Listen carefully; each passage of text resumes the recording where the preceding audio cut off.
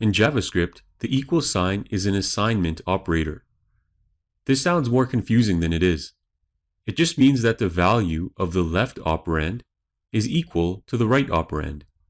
In the equation x equals y, the equal sign assigns the value of y to x. This is important because it allows us to compute values of two different data types, such as numbers and strings. Let's take a look at an example.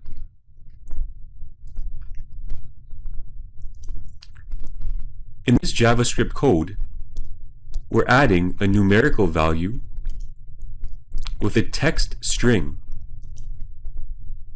If we save the file and preview it in our web browser,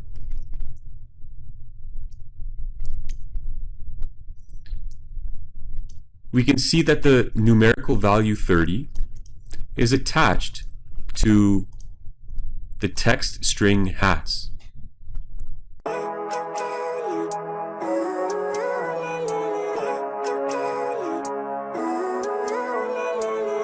Living life, every day, late at night, not okay. All I want, and I pray, all I need are some better days. Fuck me, I'm looking in the mirror, so foggy, but I've never seen clearer.